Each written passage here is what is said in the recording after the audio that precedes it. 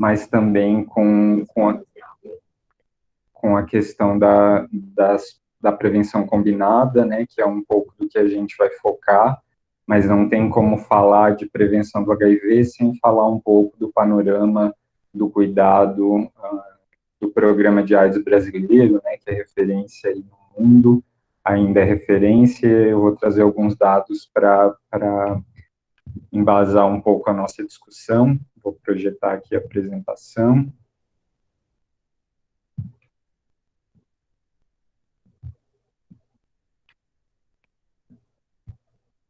Só fazer um adendo aqui rapidinho, Thiago, que eu esqueci de comentar. A gente já tinha conversado com você, mas o restante do pessoal a gente colocou para gravar esse mini curso para que depois ele possa ser disponibilizado na nossa página do YouTube. Então, se alguém tiver algum problema quanto a isso, pode mandar para a gente, ou se não ficar, não concordar em ficar no mini curso, né, pode falar para a gente pelo chat, alguma coisa assim. Pode ficar à vontade. Eu estou com um problema para compartilhar a apresentação, só está aparecendo a minha tela aqui. Já achei. Vocês estão vendo a apresentação, então, né? Sim, tudo ok.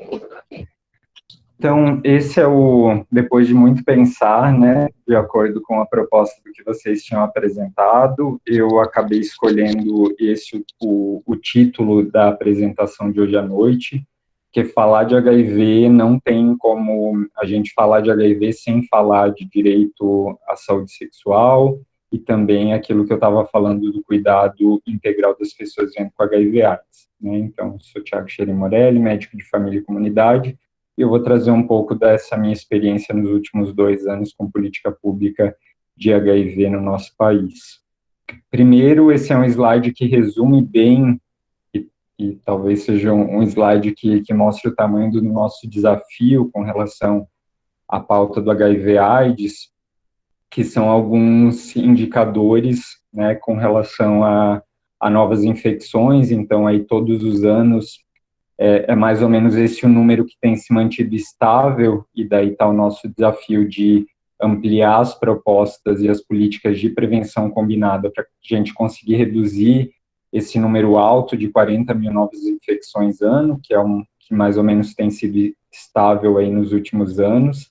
Esse é outro ponto bastante importante da gente pensar de como intervir, isso é baseado num cálculo que é feito pelo Ministério da Saúde, junto com a UNAIDS, que é a agência da ONU para a pauta do HIV/AIDS no mundo, que é uma projeção que diz que mais ou menos 135 mil pessoas no nosso país têm HIV e não sabem, né? Então, do nosso desafio de ampliar o número de diagnósticos, a gente tem um universo de mais de 630 mil pessoas em terapia antirretroviral, e daí o desafio está relacionado a você ter uma rede de assistência à saúde que dá conta desse número alto de pessoas vivendo com HIV.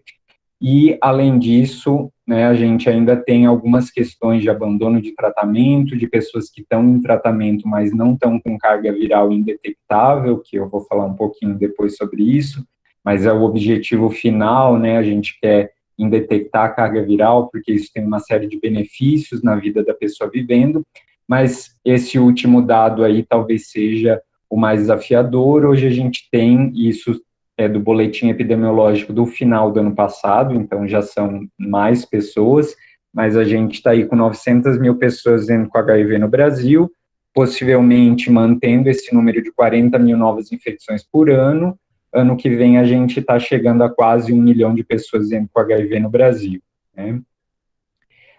Não sei se todos conhecem, mas o Brasil é signatário das metas 90, 90, 90, né? Vocês já devem ter ouvido falar, mas a ideia de que esses países que assinaram esse documento ligado a essa agência da ONU, a UNAIDS, que até 2020 a gente alcançasse 90% das pessoas que têm HIV diagnosticadas, 90% das diagnosticadas em terapia antirretroviral, em uso de TARV, e 90% das pessoas em uso de TARV com carga viral indetectável, então com supressão viral.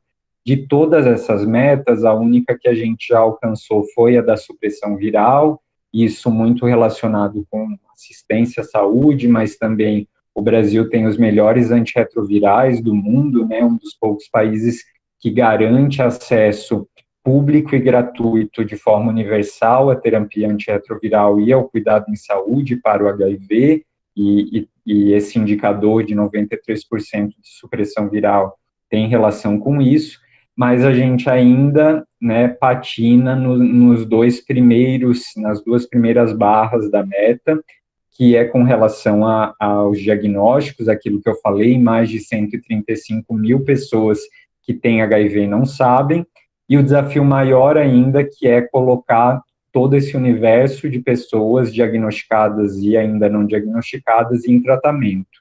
E daí eu vou trazer um pouquinho da importância da atenção primária com relação a principalmente essa primeira e segunda colunas.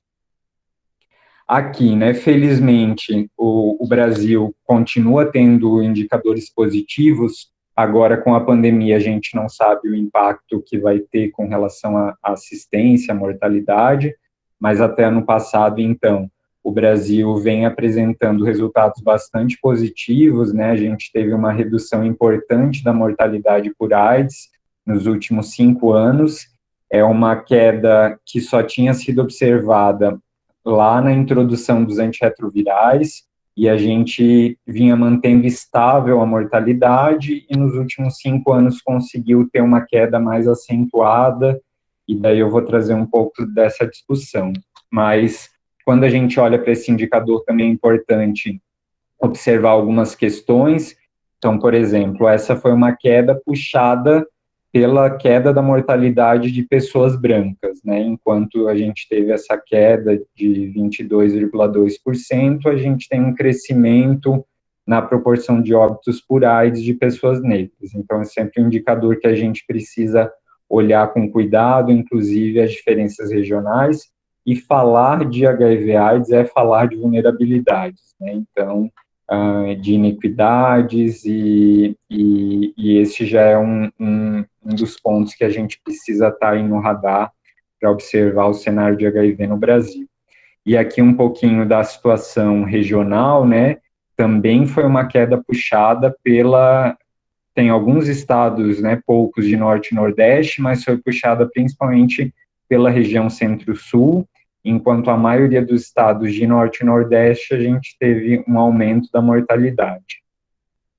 E isso está muito relacionado, né, vocês, não sei se lembram disso, mas até algum tempo atrás, o tratamento para o HIV, ele não era indicado para todas as pessoas, né, então, por exemplo, uma pessoa que era diagnosticada com CD4 alto, se esperava um tempo, né, ia se monitorando até iniciar a terapia antirretroviral. Hoje em dia, não. Hoje em dia, os estudos, as evidências já têm mostrado que o tratamento, o mais rápido possível, ele vai ter uma série de benefícios para as pessoas vivendo com HIV. Então, desde 2013, antes mesmo da recomendação da Organização Mundial de Saúde, o Brasil adotou o tratamento para todos, que é indicar o tratamento de HIV independentemente da condição imunológica, da situação do CD4 do paciente. Isso está relacionado à redução da mortalidade, à redução da incidência de tuberculose, e depois a gente vai falar um pouquinho também sobre o indetectável igual a intransmissível, que tem a ver com essa redução da transmissão.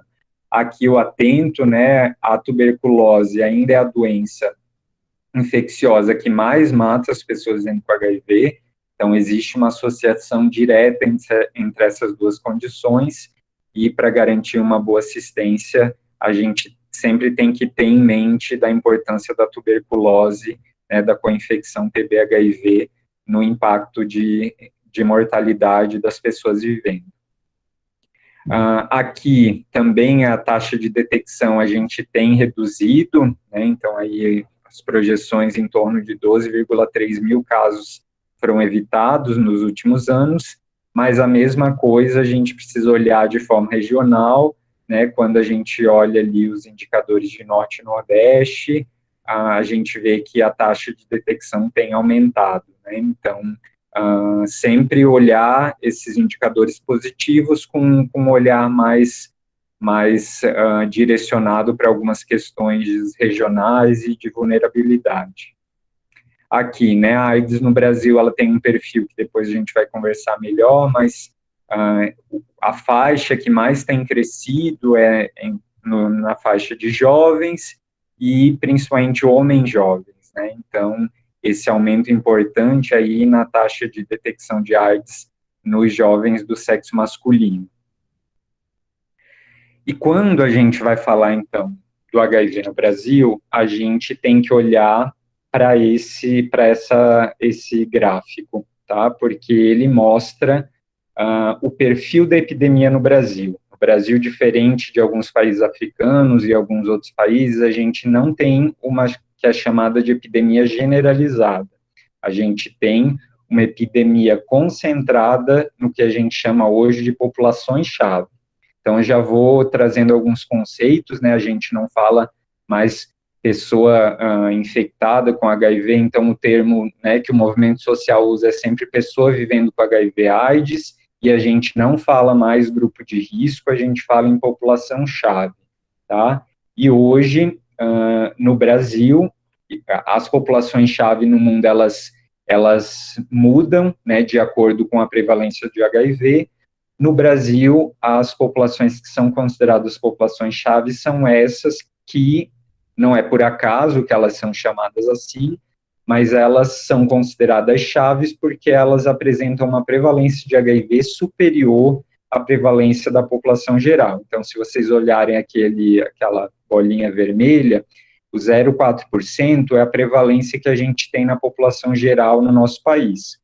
Enquanto algumas populações, e o que chama mais atenção ali, vocês vão ver, são pesquisas que buscaram a prevalência de HIV em gays e outros homens que fazem sexo com homens, que é a barrinha verde, e em populações de mulheres trans e travestis, que apresentam uma prevalência muito superior à prevalência da população geral de 0,4%. Então, por exemplo, nessa pesquisa realizada em 12 municípios, né, se viu uma prevalência em gays e outros HSH de 18%. Isso é 45 vezes maior do que a prevalência na população geral, né, enquanto ali a barra roxa mostra uma prevalência altíssima, né, em mulheres trans e travestis, chegando em 36%.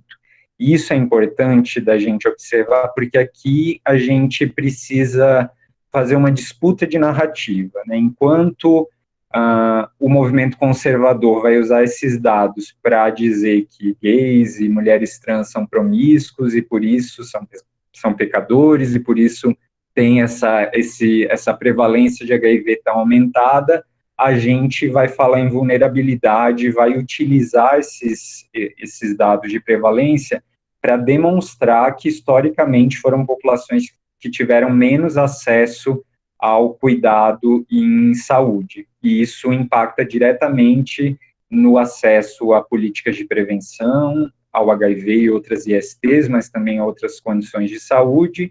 E, além disso, né, a marginalização e a questão de não poderem exercer a sua sexualidade ou a sua identidade de gênero dentro dos locais mais protegidos, né, isso tudo gera uma condição de vulnerabilidade com relação ao HIV, e esse é um texto da UNAIDS que resume um pouco esse cenário que a gente vive fortemente no Brasil, inclusive, né.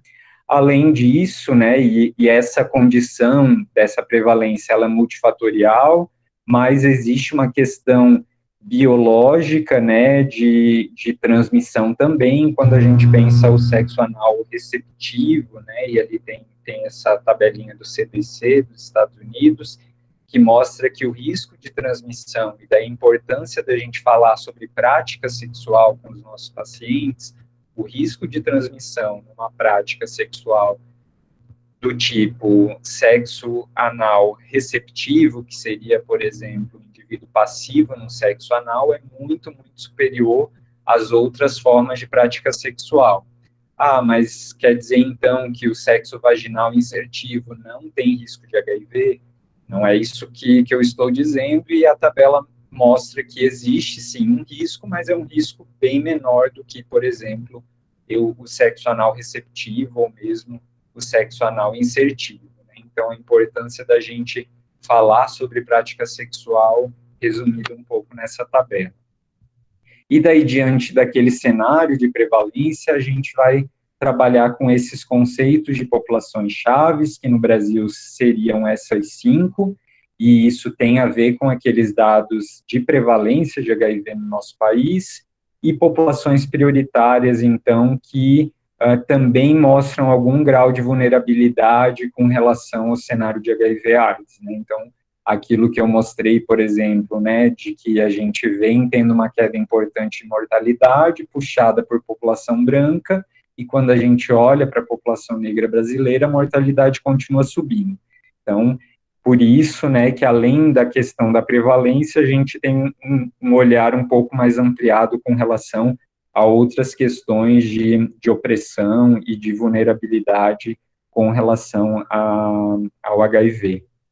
E lembrando, né, que tudo isso se junta e acaba potencializando determinadas situações que expõem mais determinadas populações ao risco maior, tanto de transmissão do HIV, mas também de morrer de AIDS no nosso país.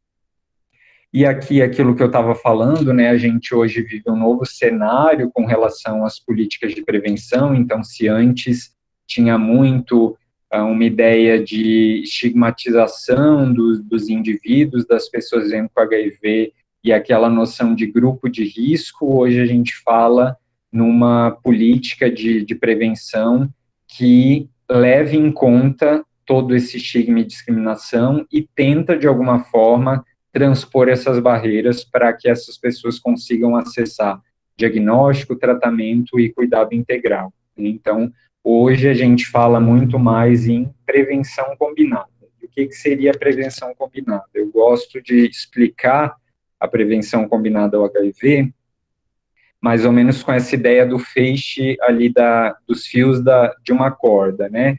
A ideia é que se você aposta, por exemplo, em uma oferta somente de prevenção, e foi isso que foi feito durante muito tempo no nosso país e no mundo, né, de apostar somente no preservativo como estratégia de prevenção do HIV e das ISTs, você acaba tendo várias situações em que aquela estratégia ela acaba não funcionando, e por diversos motivos. E daí a ideia da prevenção combinada é que você vai fazer um gerenciamento de risco com a pessoa que te procura, ou enfim, o seu paciente, para decidir, dentre um menu de opções, quais são as estratégias de prevenção que melhor se adaptam para aquela pessoa naquele momento de vida. Então, eu uso a analogia da corda, porque a ideia é a seguinte: se você tem uma corda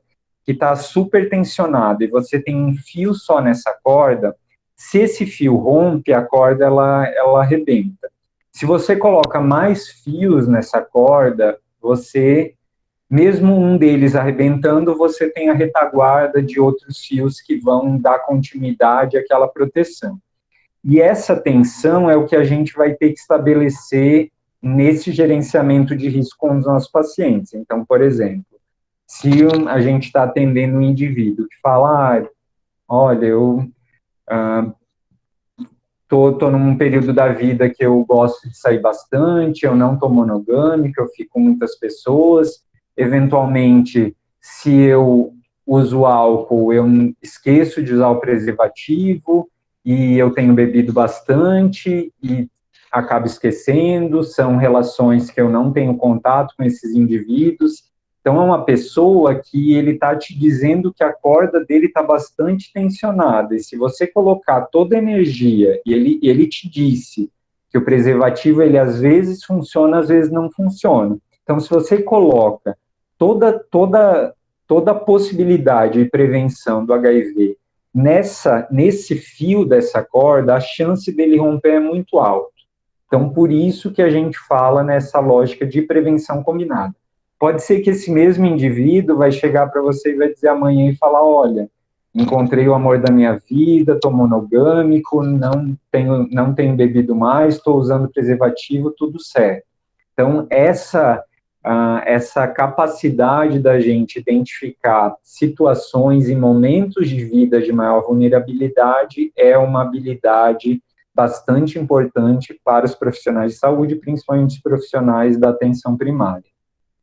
E daí está aí o resumo, né, do que a gente considera, então, a mandala da prevenção combinada, a ideia de você ter esse menu de opções para ofertar para o seu paciente com relação à prevenção do HIV, mas também das outras infecções sexualmente transmissíveis, e a gente vai abordar algumas dessas questões que estão aí na nossa mandala.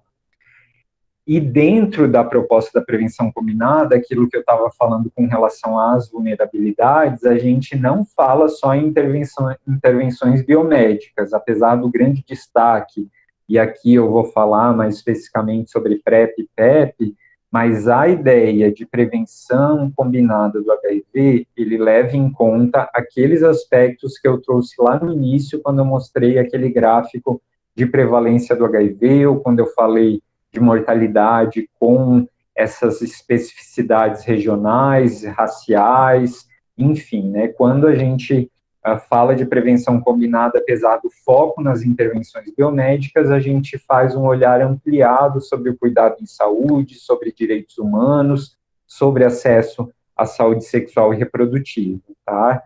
Apesar de que eu vou focar um pouco mais nas intervenções biomédicas.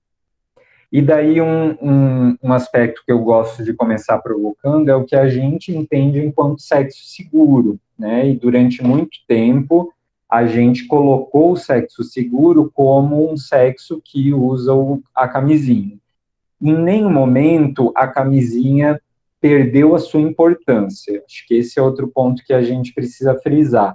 O preservativo, ele continua sendo um elemento essencial, né, para a gente prevenir HIV e as outras infecções sexualmente transmissíveis, mas naquela lógica que eu falei para vocês, não basta somente ofertar o preservativo. Então, a gente tem aí uma noção de sexo seguro muito maior do que simplesmente levando em conta um aspecto, mas a ideia das imunizações, o gel lubrificante, que é às vezes esquecido, mas ele reduz o risco de transmissão, a discussão com a parceria sobre a sorologia, então, estou numa relação monogâmica, vamos começar a ter relações sem preservativo, por que não conversar sobre o status sorológico, procurar um serviço de atenção primária para receber alguma orientação com relação a isso, mas também as outras estratégias de profilaxia pré e pós-exposição, e a ideia é o melhor sexo com o menor risco possível. E como que a gente faz isso? Como que a gente identifica populações mais vulneráveis? Como que a gente faz, então, essa abordagem somente através da oferta de uma abordagem qualificada em saúde sexual?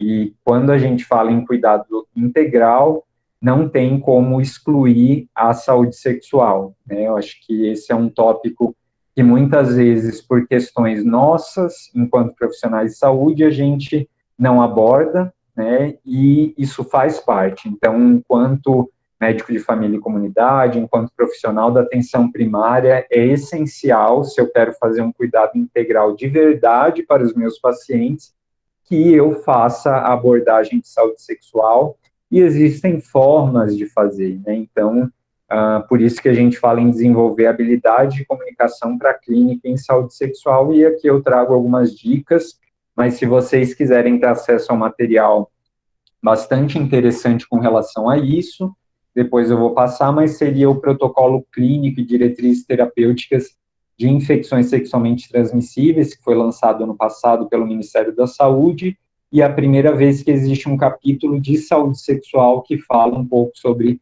essa abordagem. Mas o básico, né, e daí tem muita coisa ligada ao bom senso, mas não dá para depender só disso para garantir uma boa assistência, mas é a ideia de que você não parta do pressuposto que você sabe a demanda da pessoa, então, veio testar, veio pegar preservativo, e isso vale para qualquer abordagem na atenção primária, então você iniciar a sua abordagem com perguntas abertas, como posso lhe ajudar, o que trouxe você aqui hoje, e esse ponto que está em negrito ali, eu queria destacar bastante, que a não ser que a gente pergunte, a gente não conhece o desejo reprodutivo, a orientação sexual, os comportamentos e práticas sexuais de uma pessoa.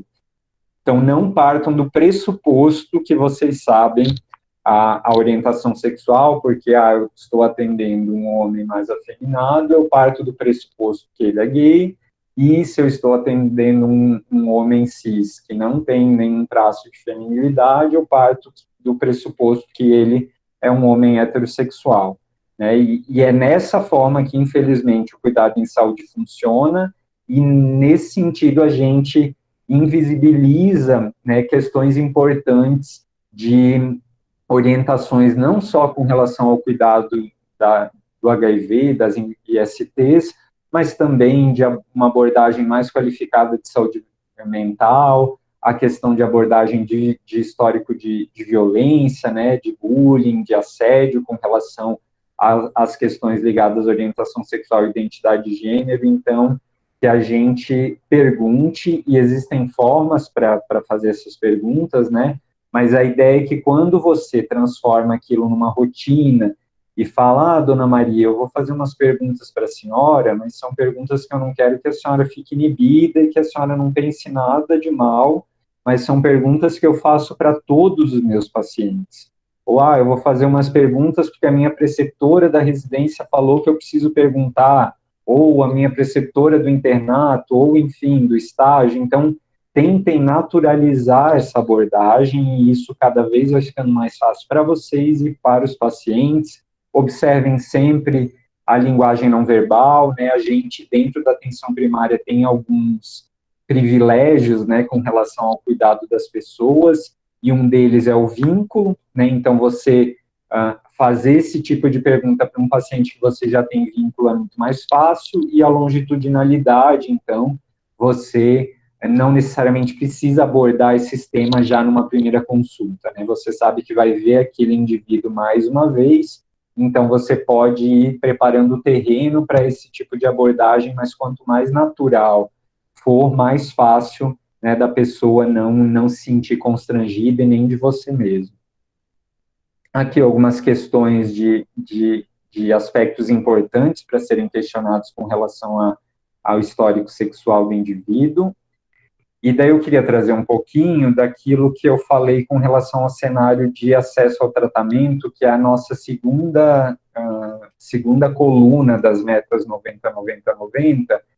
O HIV, ele sempre foi, no Brasil, uma condição de saúde do serviço especializado. Então, durante toda a história do HIV, o cuidado no nosso país ele foi muito centralizado no serviço especializado.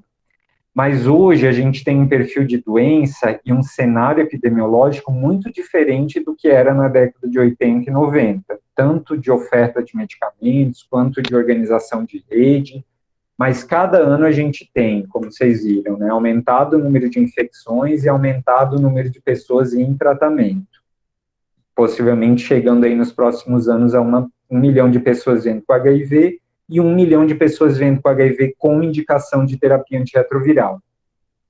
E daí, se antes a gente tinha pacientes diagnosticados em estágios avançados de imunodeficiência, com esquemas de acompanhamento e tratamento complexos, né? Antes se falava em coquetel, hoje a gente não fala mais em coquetel, hoje os medicamentos utilizados para o tratamento do HIV são 2 comprimidos, ou 1 comprimido, no caso do 3 em 1, né? Mas hoje o nosso preferencial são 2 comprimidos com 3 medicamentos diferentes, né? Então, o cenário é muito, muito diferente. Hoje a gente tem um perfil mais próximo de uma doença crônica, com pacientes estáveis, aquilo que eu mostrei, né? Em geral, pacientes diagnosticados jovens, né? Situação imunológica favorável, com esquemas simplificados de tratamento. E a gente ainda tem, então, HIV centrado em serviço especializado, com sobrecarga desses serviços, né? Então, A gente vê que algumas regiões, estados do Brasil, o paciente chega a esperar 8 meses para iniciar tratamento, do diagnóstico ao início. Isso é um tempo muito precioso para algumas pessoas, que pode significar a morte daquele indivíduo, né? E, ao mesmo tempo, a gente tem as pessoas envelhecendo com HIV. Né? Então, além do HIV, ela vai ter uma hipertensão arterial, ela vai ter uma insuficiência renal, ela tem um diabetes, que podem começar mais cedo, né, pelo próprio processo inflamatório do vírus, mas também alguns antirretrovirais ainda com alguns efeitos colaterais, e a pessoa vendo com HIV, ela vai ter uma dor de estômago, ela vai ter uma depressão, ela vai ter uma ansiedade, ela vai ter uma amidalite. Então, o cuidado, quando a gente pensa em cuidado integral, e é isso que o mundo vem caminhando para ofertar para as pessoas vivendo, não vai ser ofertado no serviço especializado, né? O diabetes tipo 2 de uma pessoa vivendo com HIV não vai ser manejado pelo infectologista, ele vai ser manejado pela equipe de saúde da família na atenção primária. E por que, se eu tenho um paciente jovem, saudável, com esquema de medicação simplificado, com acompanhamento regular de exame simples também, por que eu não oferto todo esse cuidado na atenção primária também? Então, é um pouco disso que a gente tem trabalhado para mudar essa rede de atenção à saúde das pessoas dentro do HIV, e a atenção primária, ela entra com uma força muito grande, não só para o diagnóstico, né, que teve uma ampliação importante da oferta de autotestes, de testes rápidos na atenção primária, mas também agora com a possibilidade de ofertar prevenção combinada e também a terapia antirretroviral. E aqui eu vou começar, então, a entrar um pouquinho nos aspectos mais clínicos, utilizando 2 casos clínicos complexos para a gente pensar um pouquinho dessas condições. Então, o primeiro é a Maria. A Maria é uma trabalhadora do sexo. Ela, há 3 meses, fez um programa sem preservativo, pois o cliente lhe ofereceu o dobro do valor para não usar a camisinha. Ela trabalha em uma boate à noite e não conseguiu procurar o serviço de saúde imediatamente, pois, como em geral precisa beber muito para acompanhar os clientes, ela tem dificuldade de acordar cedo para pegar ficha na unidade de saúde. Hoje ela procura o serviço e pediu para realizar o teste de HIV. Na recepção ela já se sentiu constrangida. O técnico administrativo, então, avisou que a agenda do dia seria somente para o atendimento para pessoas com pressão alta, mas que marcaria a consulta para 15 dias. E a Maria não compareceu à consulta agendada.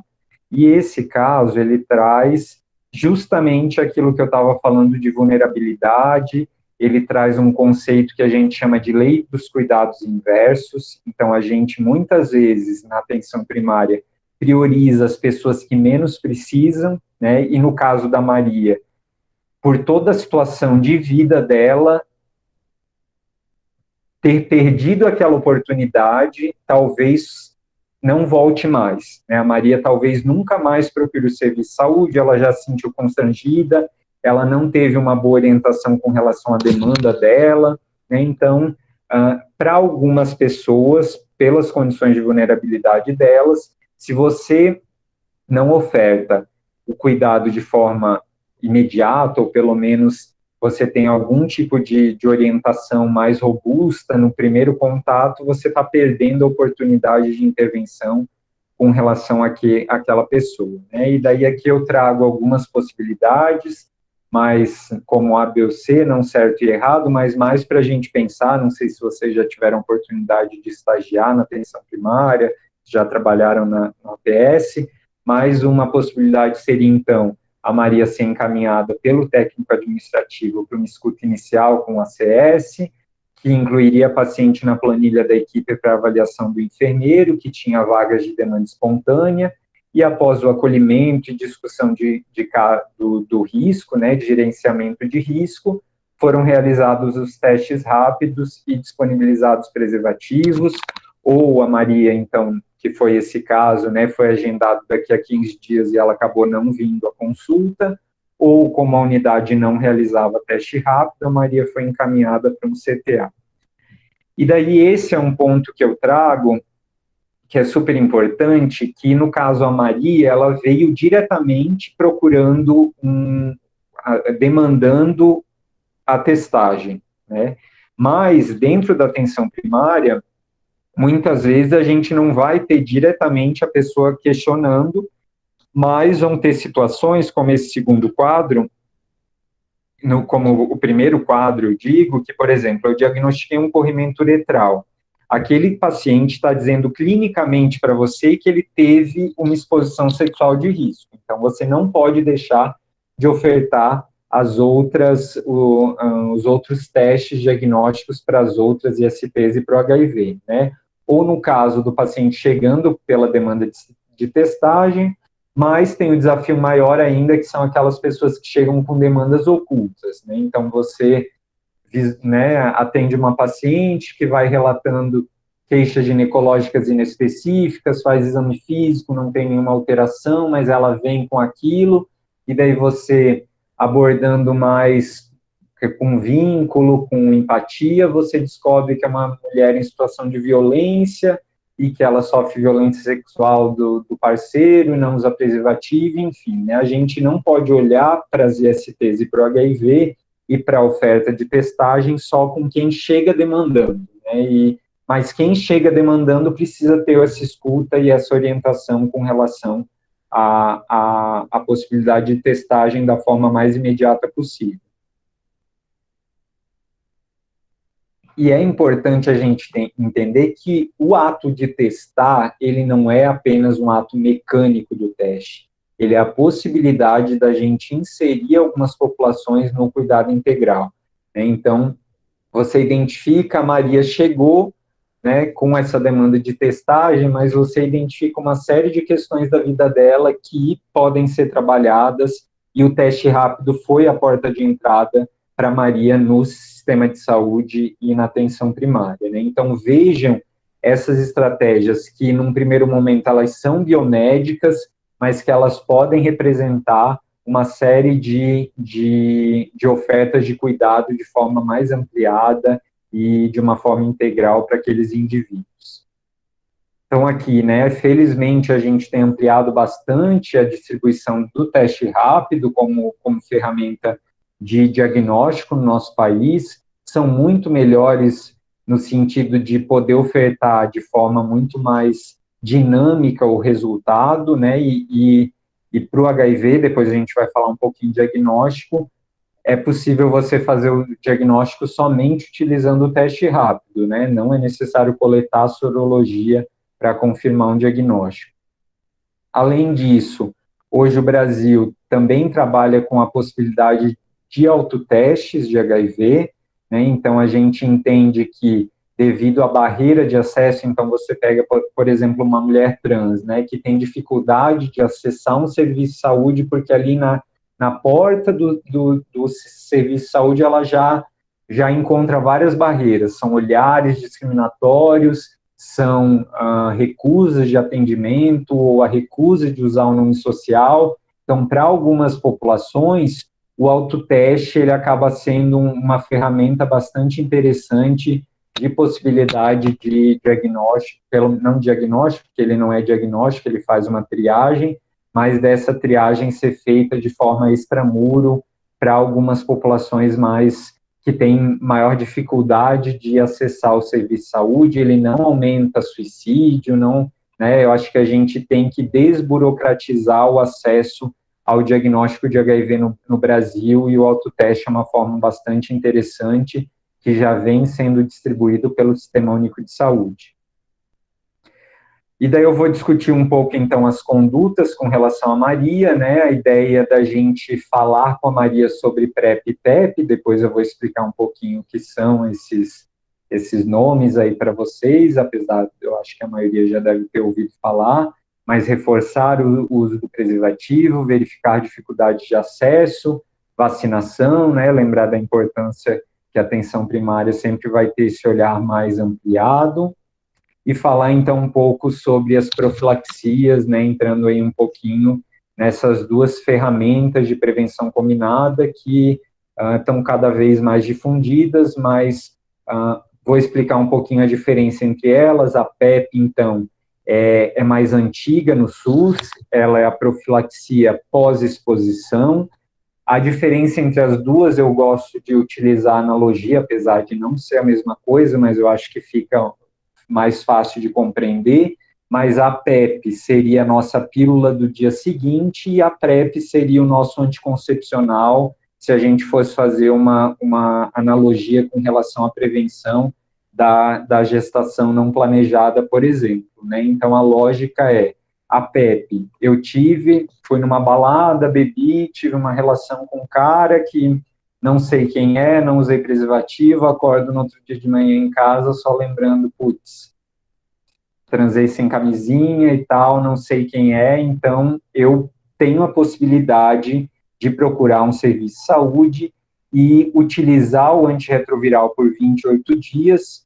O esquema preferencial de PEP é o mesmo esquema preferencial de tratamento hoje, né? Depois eu vou falar um pouquinho sobre os medicamentos, mas a PEP, ela então está desde 99 no SUS, mas ela sempre foi muito associada com duas situações, violência sexual e acidente de profissional de saúde. Então, estava fazendo uma sutura, furei meu dedo, não sei a condição sorológica, eu vou utilizar a PEP.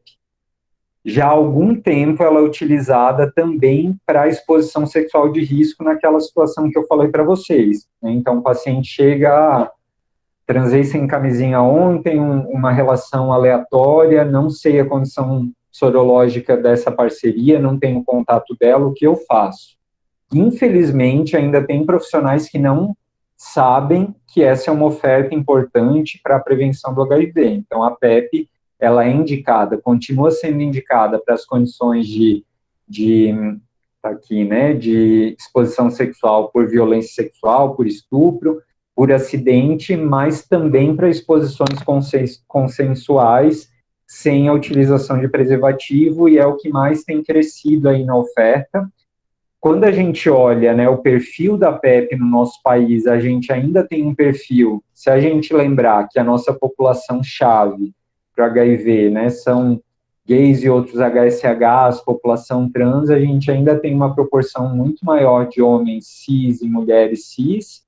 Lógico que a proporção populacional maior que a gente tem, então até faz sentido, mas se a gente lembrar da prevalência de HIV naquelas populações chaves, a gente precisa trabalhar mais a oferta de PEP e de outras ferramentas de prevenção para essas populações mais vulneráveis. Mas a oferta de PEP tem crescido, durante muito tempo concentrada em hospitais de referência, hoje, né, vários locais já ofertando em unidade de pronto atendimento, municípios ofertando na atenção primária, e desde janeiro desse ano, talvez janeiro, eu não lembro bem o mês, mas a gente teve uma importante vitória para ampliar a oferta tanto da PEP quanto da PrEP, que foi a aprovação por parte do Conselho Federal de Enfermagem da possibilidade do enfermeiro prescrever tanto a PEP quanto a PrEP.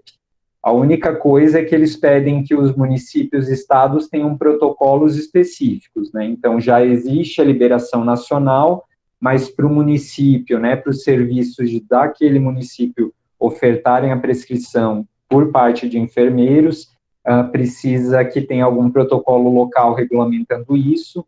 O estado de São Paulo já tinha liberado a prescrição desde o ano passado para enfermeiro, e agora esse ano também liberou a prescrição de PEP e PrEP, né, prescrição médica, de enfermagem, cirurgião dentista e farmacêutico. Então, São Paulo já tem essa possibilidade maior ainda de profissionais que podem prescrever essas duas profilaxias, tá? Então, aqui, né, a indicação de PEP, ela está relacionada, obviamente, ao tipo de material biológico, tipo de exposição. Esse terceiro ponto é fundamental da gente entender que a PEP é uma urgência em saúde, né, ela tem um prazo para você entrar com a medicação, então esse paciente não pode ficar pipocando de serviço de saúde em serviço de saúde, tem que ter um fluxo ágil, né, para que ele consiga entrar com um antirretroviral em até 72 horas, mas esse número, né, essas horas, quanto antes é melhor, né, reduz a chance de realmente ele pegar o HIV, E se você souber da condição sorológica do indivíduo, né, você acaba, às vezes, não precisando ofertar a PEP, mas isso não deve atrasar o início da terapia antirretroviral. Aqui um fluxograma que tem no site do Ministério, então, com esse passo a passo. E o medicamento que hoje é utilizado, então, que eu falei para vocês de forma preferencial, é o tenofovir lamivudina e o dolutegravir, que é o mesmo esquema preferencial de tratamento do HIV. Então, esse indivíduo, ele vai ter que usar essas medicações por 28 dias. É uma medicação extremamente segura, com muito poucos efeitos colaterais, né? Então, pode ter um pouco de náusea, um pouco de dispepsia, dor no estômago, mas, em geral, não tem problema. Vocês vão ver que talvez profissionais de saúde mais antigos que diziam, nossa, eu fiquei amarelo, eu tive muita dor no estômago, eu vomitei, mas eram os esquemas com outros antirretrovirais. O dolutegravir, ele é muito seguro, muito tranquilo, tá? Então, são 2 comprimidos que o indivíduo vai tomar uma vez por dia, por 28 dias.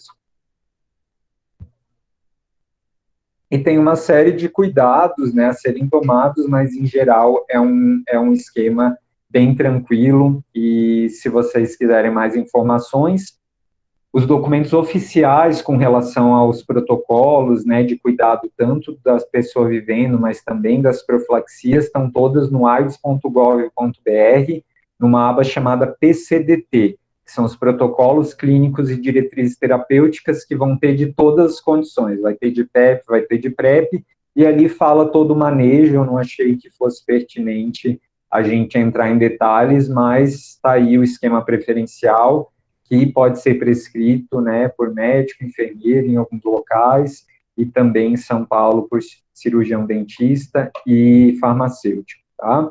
E a ideia, então, é aquilo, o paciente que chega depois que já teve a exposição a uma relação sexual, né, sem preservativo, e que você entende.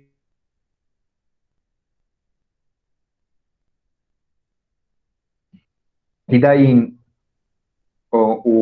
a continuidade, né, dessa dobradinha, então, da PEP e PrEP, a gente tem a PrEP, que seria a nossa profilaxia pré-exposição. Então, a ideia é a gente identificar pessoas em situação de maior vulnerabilidade e, ao invés de esperar que ela se exponha ao HIV, você dá um comprimido que ela vai tomar todos os dias e que vai evitar com que ela pegue o HIV, né? E a PrEP, ela tem sido hoje a grande aposta do mundo e do Brasil também para a redução daquele número de 40 mil novos casos de infecção por ano. Então, a gente viu que bater numa tecla só não estava representando redução do número de transmissões, né? Então, a gente está aí com essa nova estratégia, que não é tão nova, mas realmente a expansão da oferta de PrEP é algo bastante recente. Existia uma meta do Ministério de ampliação muito grande nos serviços que ofertam PrEP, mas com a pandemia da Covid, isso ficou bastante prejudicado. Esperamos que, normalizando a situação, a gente consiga ampliar mais essa ferramenta de prevenção combinada. Mas, então, a ideia da PrEP é que a gente olhe para algumas pessoas que estão em maior vulnerabilidade, você oferte esse comprimido diário que previne o HIV.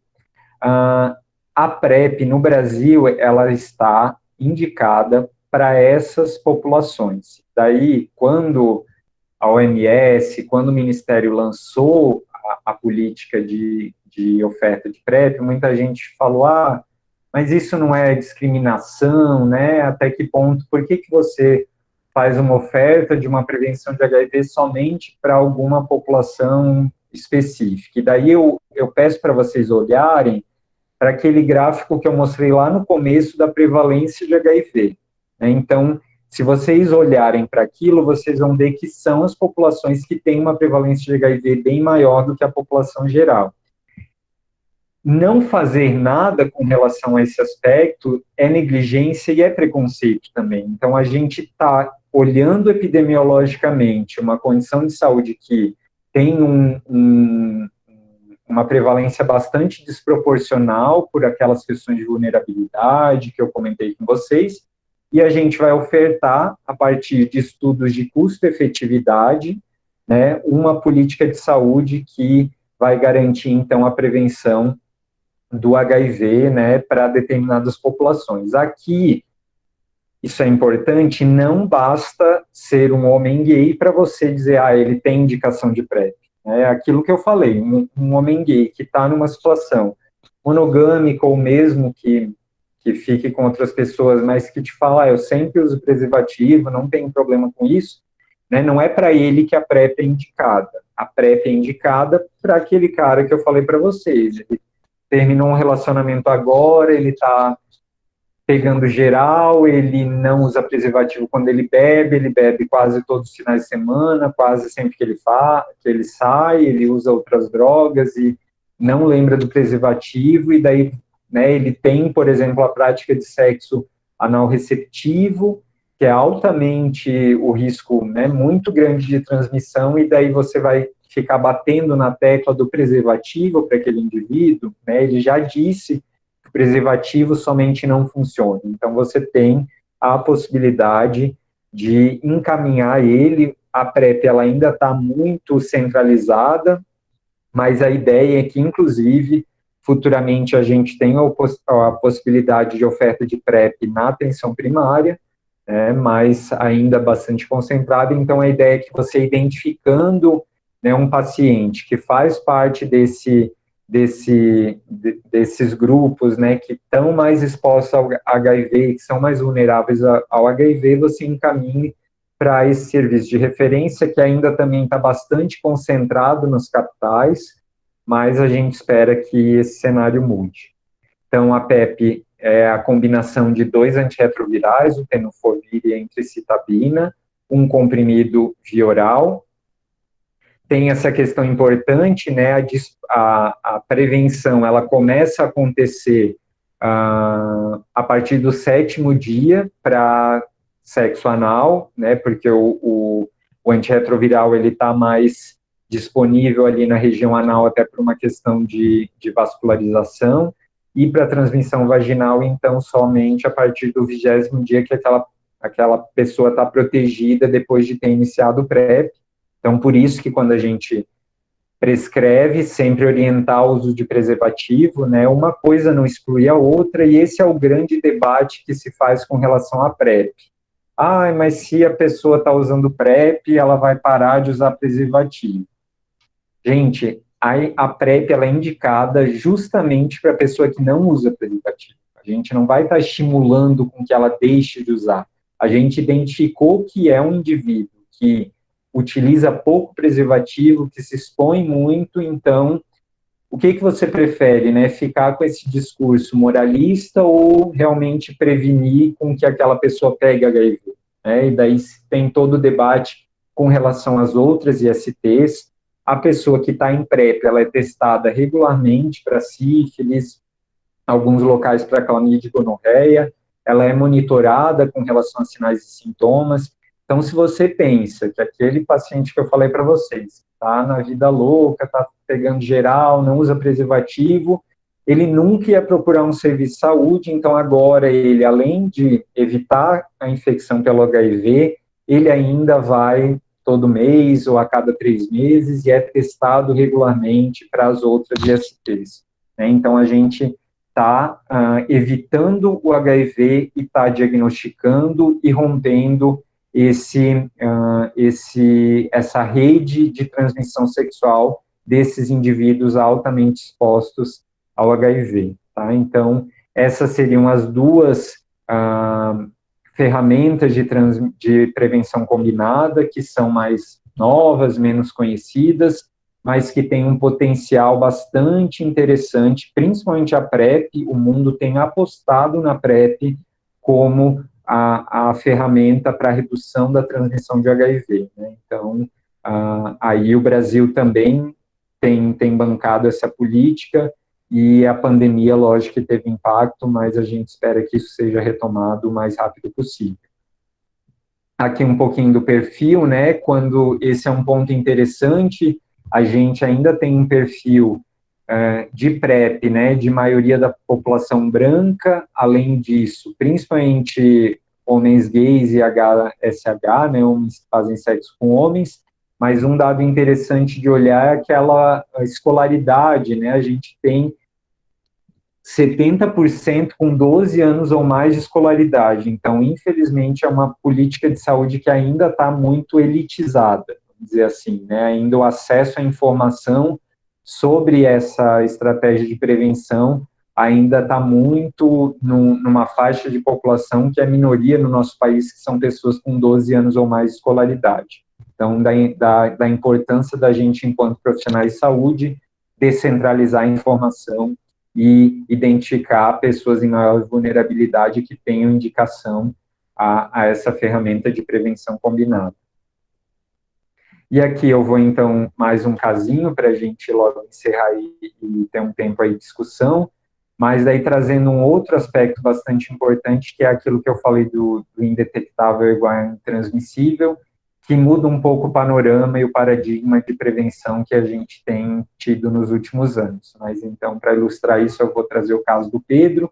Pedro tem 17 anos e ele veio com a mãe deseja alguma vitamina, porque acha que o filho não come bem e também quer que ele faça exames, acha que ele está muito magro. Você em nenhum momento consegue tirar muitas informações do Pedro. A mãe interrompe todo momento, meio que domina aquela consulta. No exame físico, você não encontra nenhuma alteração, calcula o IMC, também acha que está tudo bem, e viu que o Pedro consultou há um ano atrás, com uma solicitação de exames básicos, todos normais. E daí, nas alternativas, então você prescreve um polivitamínico e solicita um hemograma e glicemia parasitológico, porque a mãe insiste. Você explica que não é necessário nenhum medicamento, porque o exame físico está normal, mas agenda uma consulta com o nutricionista, ou você ouve a demanda da mãe e em seguida pede que ela guarde um pouco do lado de fora, para tentar entender melhor a queixa do paciente. Questiona, então, sobre a percepção dele sobre aquela queixa. O Pedro diz que ser magro, né, essa questão de não comer bem não preocupa, mas daí você questiona, né, previne demanda aditiva, perguntando se tem mais alguma coisa que incomoda, e o Pedro abre que tem uma lesão na região genital há 15 dias, e quando você questiona sobre orientação sexual, prática sexual, a gente descobre que o Pedro é um homem gay, com experiência de sexo anal receptivo sem preservativo há 2 meses, e com medo de ter algum IST. Ele teve um quadro de gripe muito forte há 1 mês, e você, então, oferta para ele a possibilidade de testagem rápida, e o resultado é positivo para HIV. E daí o que a gente faz com o Pedro? Está ali a úlcera genital no exame físico. Qual seria a nossa conduta com relação ao Pedro? Então, aqui a gente depois vai ver o fluxo diagnóstico, mas o teste rápido, né, sempre a gente vai ter que fazer T1 e T2 quando o T1 dá reagente. Se o primeiro teste dá negativo, é negativo, mas se T1, né, que é esse primeiro teste de HIV, dá reagente, a gente tem que fazer um confirmatório, tá? Nunca se dá o diagnóstico de HIV somente com um teste, tá? Então, sempre T1 e T2. A gente já pode solicitar carga viral e CD4. Quem pode solicitar esses exames são médicos e enfermeiros, tá? Eu posso, se eu tiver experiência em prescrição, né, e o Pedro estiver motivado a tratar, eu já posso dar a prescrição e orientar que assim que ele coletar os exames de carga viral e CD4, ele pode entrar com os medicamentos. Eu vou pedir alguns outros exames laboratoriais, né, e algumas outras situações. Um retorno, lembrar que o HIV é uma condição de notificação compulsória. E com relação àquela lesão, vocês vão ver que o teste rápido de sífilis, ele deu negativo. O teste rápido, para uma sífilis muito recente, né, ele teve uma exposição recente, tendo a úlcera possivelmente é uma sífilis primária, a gente vai tratar independentemente do teste, tá? Então, mesmo o teste rápido do Pedro vindo negativo, o teste rápido de sífilis, a gente vai ter a abordagem de dar a primeira dose aí da penicilina, 2,4 milhões. Lembrar que também enfermeiro pode prescrever penicilina, tá? E também, como uma hipótese diagnóstica de cancro mole, a gente vai dar azitromicina para o Pedro, tá? Depois eu vou mostrar ali para vocês o fluxo de abordagem de úlcera, mas não é porque o teste rápido de sífilis veio não reagente que eu não vou pensar em sífilis, tá? Que ele pode demorar um tempo para positivar. O teste rápido que a gente tem nas unidades de saúde é um teste treponêmico, tá? O VDRL é não treponêmico. Então, aqui o fluxograma que tem no PCDT, se vocês verem ali, seria evidência de lesões vesiculosas ativas. No caso dele, não, então eu vou tratar sífilis e cancroide. Então, lembrar aqui, né, o caso dele seria uma hipótese de sífilis primária.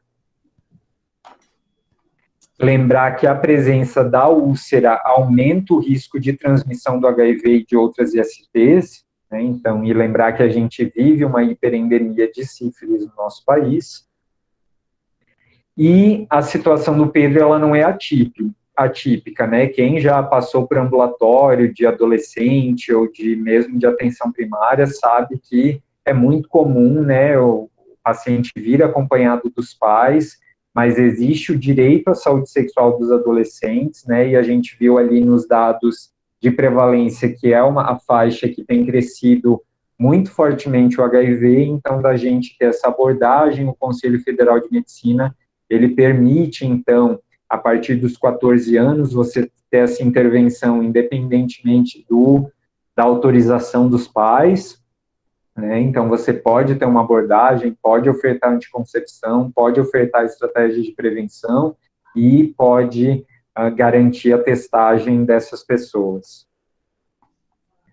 Trazendo um pouquinho da história natural da infecção pelo HIV, né? Então, essa fase que seria do Pedro de infecção aguda, ele teve ali um quadro parecido com gripe, né? Uma gripe que talvez foi essa questão da síndrome retroviral aguda, mas lembrar que o HIV pode passar muitos anos assintomático, então a pessoa tem esse pico de carga viral, depois reduz, né, aquilo que mostra ali no gráfico, e isso pode levar de 8 a 10 anos para ela vir a desenvolver AIDS, né, lembrar que existe diferença, HIV é o vírus, AIDS é a síndrome, e a partir do momento em que a pessoa tem uma condição imunológica mais frágil, começa a desenvolver infecções oportunistas, a gente, então, caracteriza como um quadro de AIDS, né, e é justamente isso que a gente quer evitar. A gente quer que as pessoas façam um diagnóstico em condição imunológica favorável, né, e não evoluam para a condição de AIDS com infecções oportunistas. Então, aqui o fluxo diagnóstico, aquilo que eu falei, se a gente tem um teste rápido não reagente, a amostra é não reagente, a janela imunológica dos nossos testes, tanto o autoteste quanto os testes rápidos, é em torno de um mês. Então, se é um paciente que fala para vocês, tive uma exposição há 15 dias, você tem que orientar que ele precisa repetir esse teste depois. E se o T1 dá reagente, a gente sempre tem que fazer o confirmatório. E esse é um ponto importante que entra também como uma estratégia de prevenção.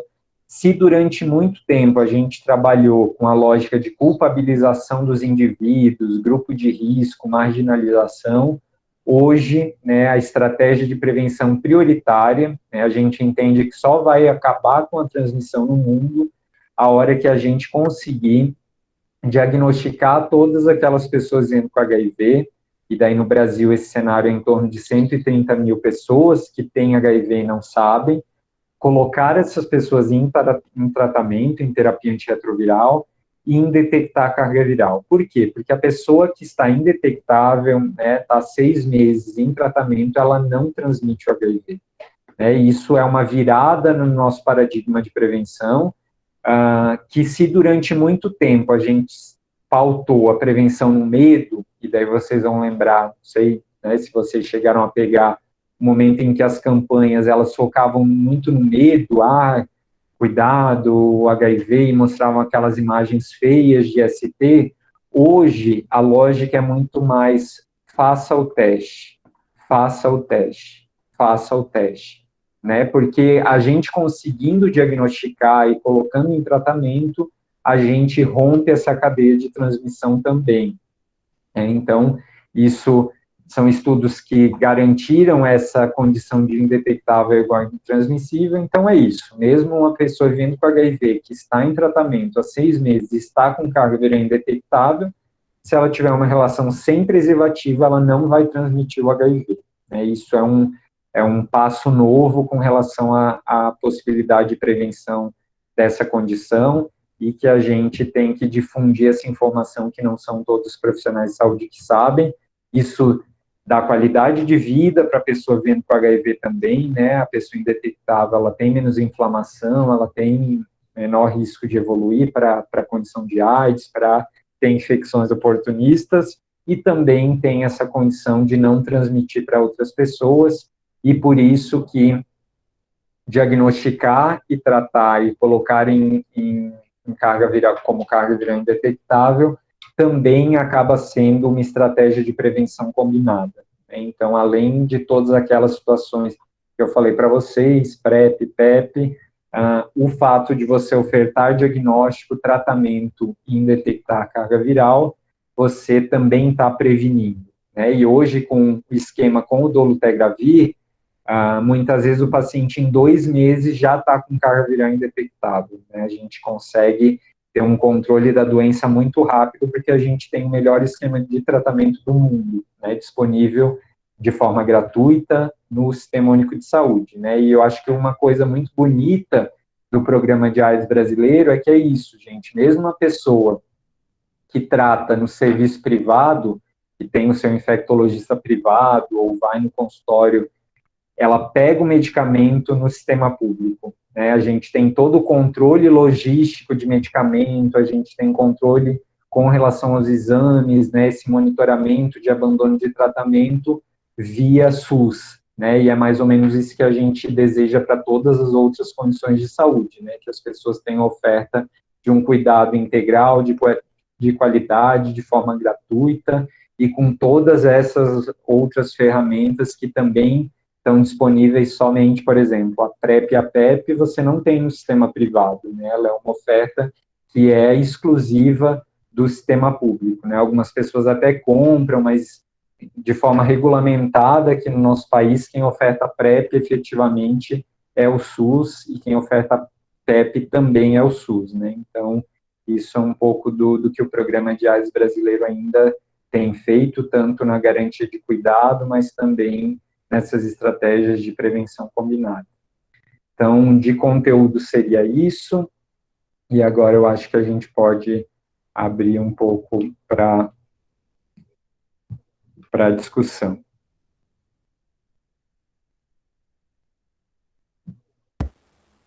Perfeito, Thiago. A Valéria já tinha mandado um questionamento aqui pelo chat. Ela pergunta se existe alguma política, alguma diretriz hoje que é direcionada para os casais que vivem soro diferença para o HIV. Então, são duas situações. Se vocês viram ali em um dos slides que falava sobre as pessoas com indicação de PrEP, a gente tem a possibilidade de parcerias soro diferentes utilizarem. Então, eu tenho HIV, o meu parceiro não tem, ele pode utilizar PrEP, tá? Teria essa indicação, mas entra naquilo que eu falei para vocês do indetectável igual ao intransmissível.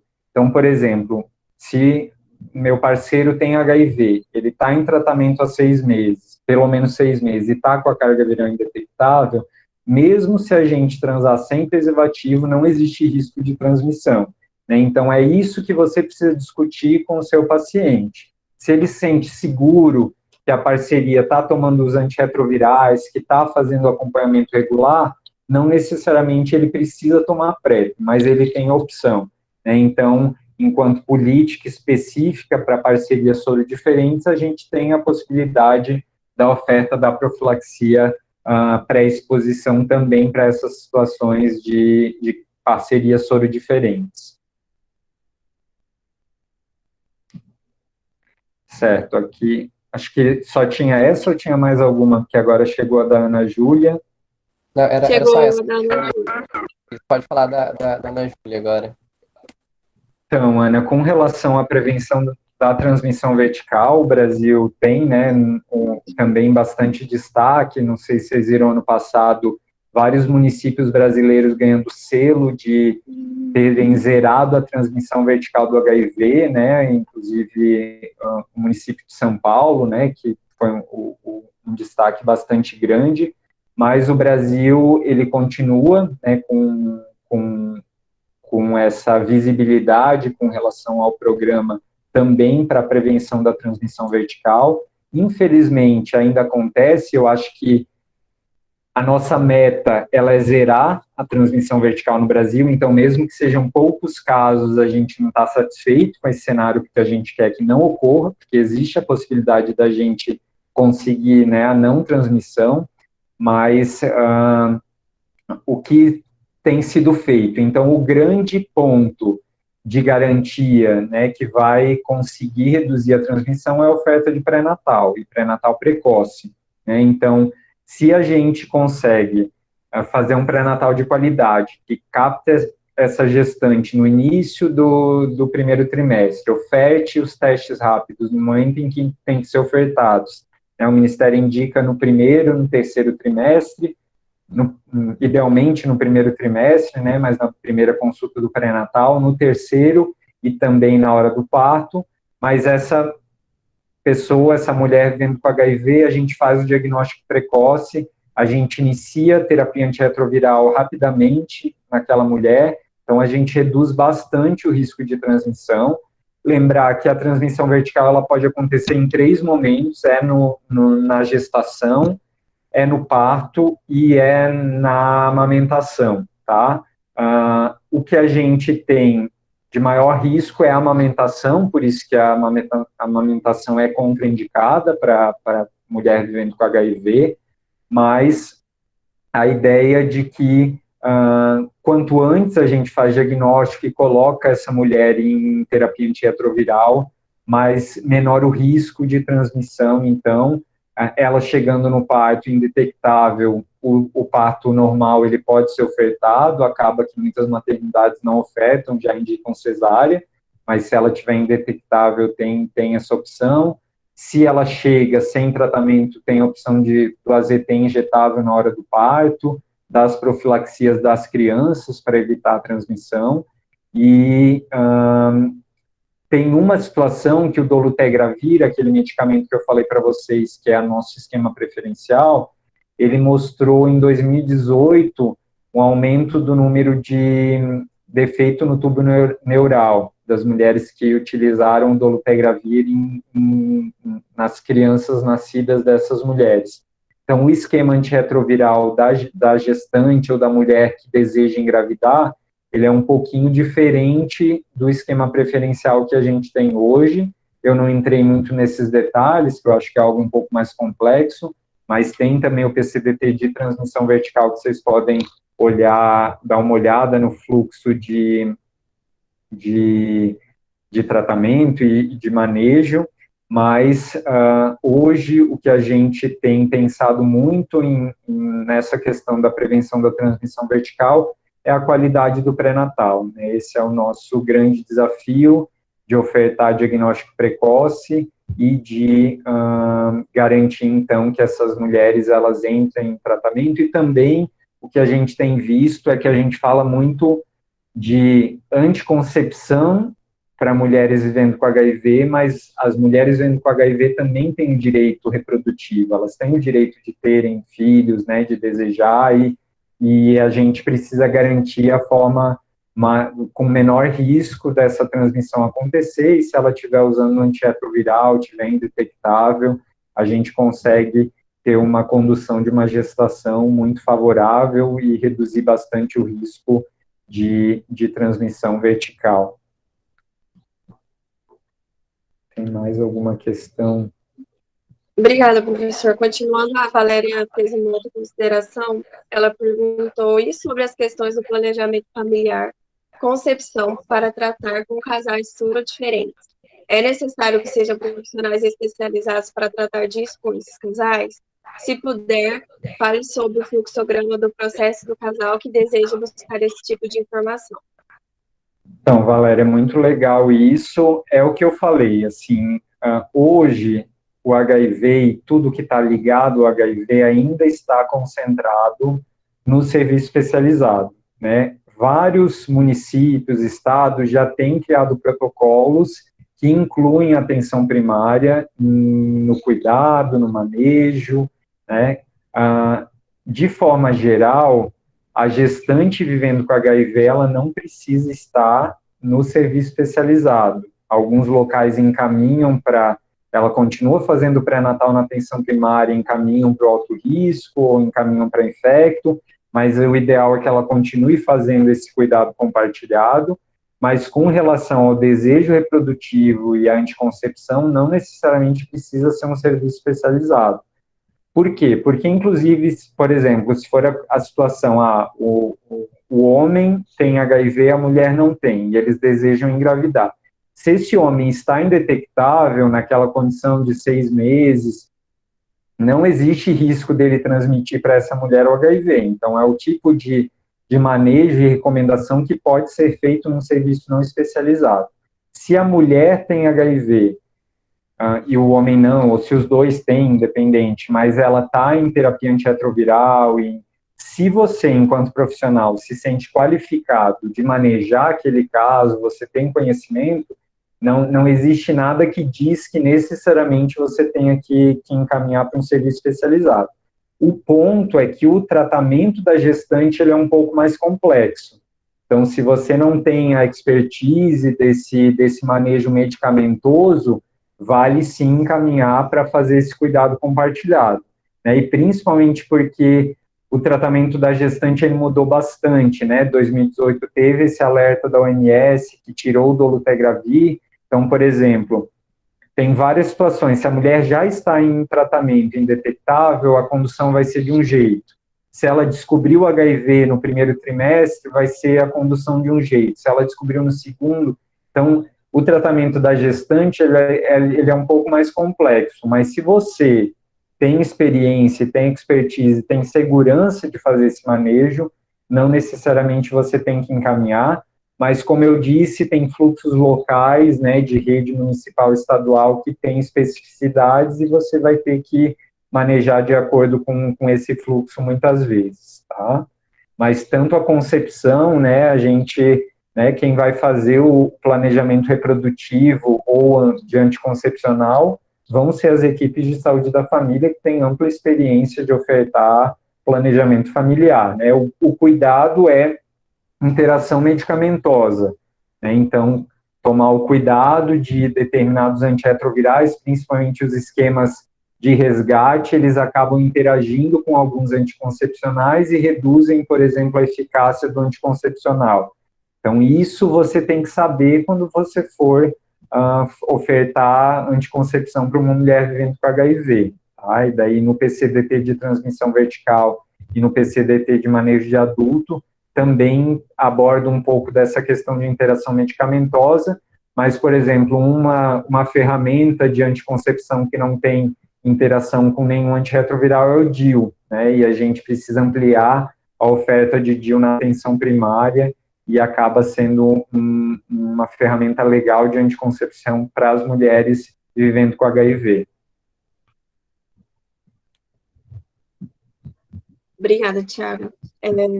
A Amanda pergunta: a incidência do HIV/AIDS é, em sua maioria, maior em indivíduos do sexo masculino. Sabendo disso, quais fatores, além da menor frequência aos serviços de saúde por esse público, podem estar associados? Então, realmente a gente tem essa questão da incidência e, apesar de que a gente ainda tem uma prevalência de HIV, quando a gente pega o cenário geral, e pelo menos do que é notificado e o que é abordado com relação a essa informação ligada à orientação sexual, é que a proporção de homo e hétero é muito próxima, tá? Mas a gente sabe que proporcionalmente, como a gente tem menos homens gays, bissexuais e HSH, essa prevalência é bastante superior nessa população, aquilo que eu mostrei na tabelinha. Então, muito desse aumento da incidência nessa população de homens cis está ligado à prevalência aumentada em homens que fazem sexo com homens. Tem também essa questão que você trouxe do acesso ao serviço de saúde ser menor por parte de homens heterossexuais, por exemplo. Então, quando a gente pensa, por exemplo, que as mulheres, pelo menos numa faixa de vida delas, elas vão, ou num momento da vida que é a gestação, elas vão testar, a gente tem muitos homens heterossexuais que nunca testaram para o HIV, né? Enquanto a gente vê, inclusive nas pesquisas sobre testagens, homens gays, homens bissexuais, mulheres trans e mulheres cis heterossexuais testam muito mais do que homens heterossexuais cis, por exemplo. Então, tem uma série de questões, isso que você trouxe de procurar o serviço de saúde também está relacionado, mas muito dessa incidência aumentada de HIV e aquilo que a gente tem visto de aumento em homens jovens, né, está muito puxado por essa população mais vulnerável ao HIV, com aquela prevalência bastante aumentada, que é a de homens que fazem sexo com homens e homens gays. Tá? Então, nunca vai ter uma resposta só, né? Quando a gente olha para os dados ligados ao HIV, a gente sempre tem que pensar em situações multifatoriais de vulnerabilidade, mas sim, acesso ao serviço de saúde é um ponto, outro ponto é invisibilidade de orientações sexuais não heterossexuais, aquilo que eu falei de você sempre partir do pressuposto que aquele paciente é heterossexual, né, e daí isso acontece de forma muito frequente, daí vocês vão ver, né, às vezes até tem umas crônicas, algumas situações que relatam, por exemplo, da mulher lésbica que vai na ginecologista ou na atenção primária, e a abordagem é sempre, qual anticoncepcional você usa, se foca sempre na prática sexual, heterossexual, o risco de gestação, quando, né, aquele indivíduo tem outras demandas de saúde sexual e de saúde integral que são invisibilizadas, né, e você já causa um constrangimento. Essas populações precisam o tempo inteiro sair do armário, né? Então existe o primeiro armário interno, que é o de libertação com relação àquela orientação sexual, mas quando você vai numa consulta, né, é sempre uma abordagem que ela é partindo do pressuposto que você é uma pessoa heterossexual, e isso é muito desgastante, né, romper essa barreira da heterossexualidade compulsória na assistência à saúde é algo que a gente precisa trabalhar, porque realmente isso reproduz e aumenta essas vulnerabilidades. Então, seguindo aqui, Tiago, a Jéssica Prado, ela fala que a que se deve a maior incidência de mortalidade e aumento dos casos nas regiões Norte e Nordeste. Existe alguma justificativa para isso? Então, a gente tem algumas hipóteses, tá? Não sei se são, né, não consigo dar certeza pelos dados que a gente tem, mas quando a gente pensa no HIV e na epidemia no Brasil, vocês devem saber que a região sul e sudeste foram as grandes regiões afetadas, tanto incidência quanto mortalidade no início da pandemia, quando a gente vê a prevalência de HIV em estados como Rio Grande do Sul, Santa Catarina, São Paulo, é muito superior aos outros locais. Inclusive, eu falei de epidemia concentrada, mas o estado do Rio Grande do Sul é o único estado no Brasil que tem um perfil de epidemia generalizada. Então, tem uma prevalência que acaba tendo esse perfil de epidemia de lugares que têm epidemia generalizada. A gente entende que, justamente por esse histórico mais antigo de serviços que já estavam acostumados a lidar com HIV, serviços que já estão preparados para lidar com a epidemia. Tem também, foram os locais em que essas ofertas de prevenção combinada chegaram de forma mais rápida. Então, São Paulo é um dos locais que hoje tem a maior distribuição de PrEP no Brasil, né? Então, a região sul e sudeste parece que já tem mais expertise no cuidado do HIV. E com, né, processos migratórios e, enfim, uma infinidade de questões de migração e de aumento da quantidade de casos mesmo, de uma população que não se via tão vulnerável, hoje a gente vê que o HIV está subindo, tanto em incidência quanto em mortalidade. E eu penso muito assim, né? Eu fui médico de família lá em Florianópolis, um lugar que tem a prevalência de HIV e sífilis altíssima. Então, era minha rotina ofertar teste, porque é isso, eu estou acostumado a lidar com essas condições.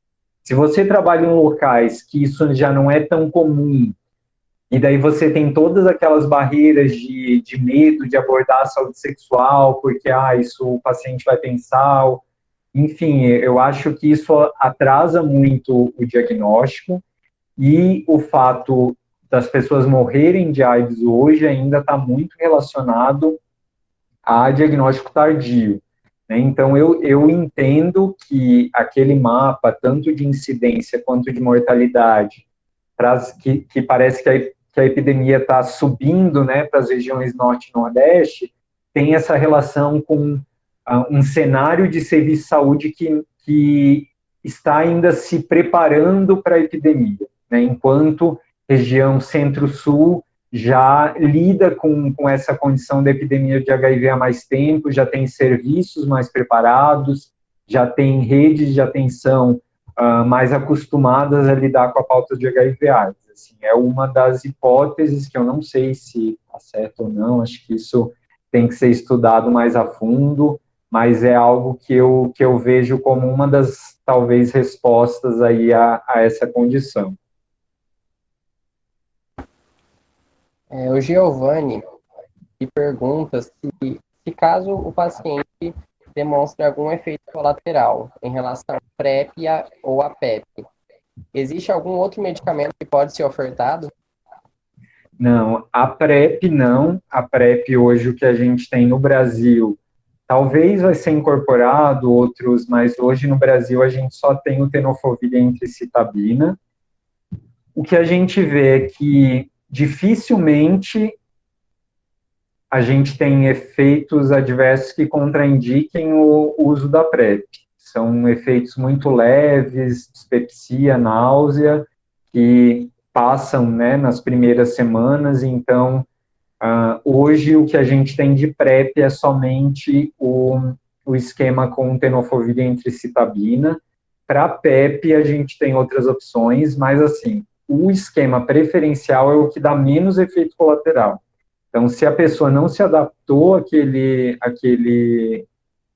antirretrovirais, talvez com as opções de segunda linha, o indivíduo tenha mais efeitos e, enfim, né, o esquema com o dolutegravir, tenofovir e lamivudina, ele é muito seguro, tem pouca toxicidade, mas ele também não é indicado para todo mundo, né? Então, para menores de 12 anos, gestante, eu não entrei muito nessas questões específicas, mas, por exemplo, um paciente que tem insuficiência renal, ele não pode usar o tenofovir, mas tudo isso vocês vão ver no PCDT de PEP, mas basicamente a resposta é essa: a PrEP só tem uma opção e a PEP tem outras opções, sim.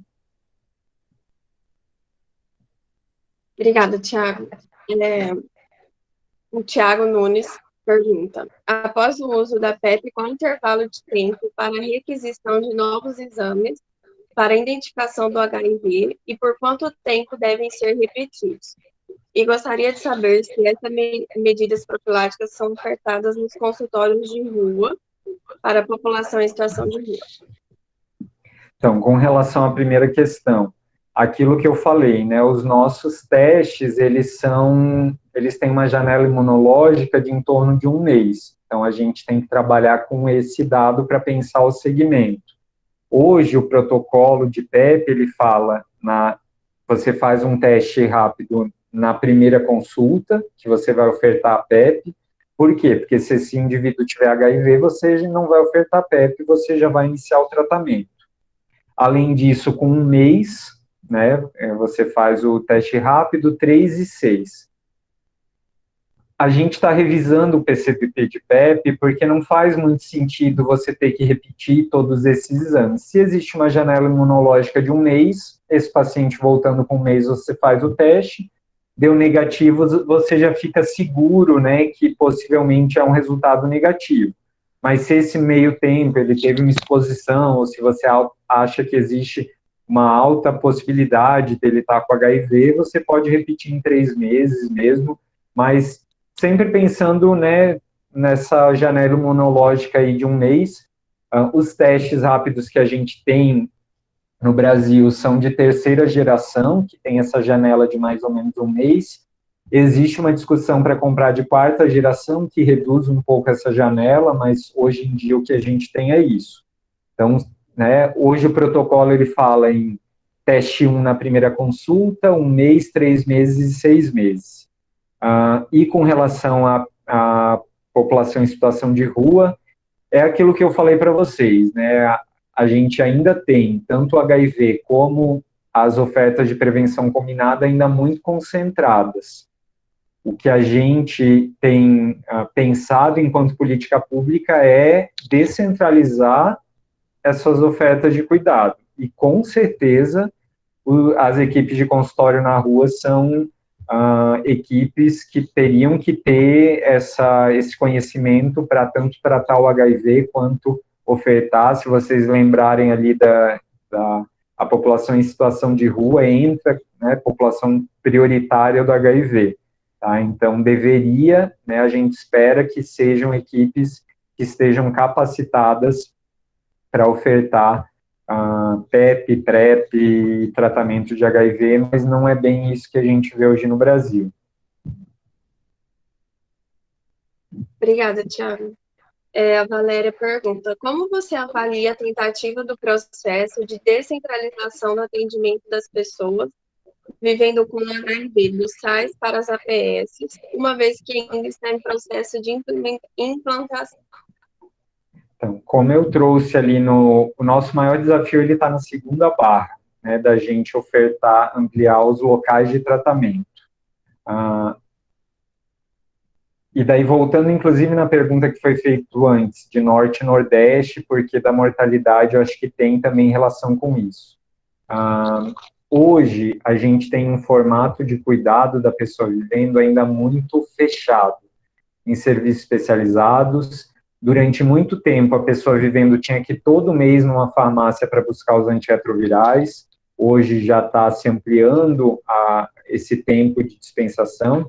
Agora, vocês olhem para os pacientes de vocês, no cenário econômico que a gente vive, né? Então, a gente tem um paciente que é terceirizado, trabalhador da limpeza, que precisa, uma vez por mês, faltar ao trabalho para ir na consulta, para buscar o medicamento, para coletar exames, e daí creatinina, hemograma, ele coleta num laboratório, carga viral e CD4 ele coleta em outro.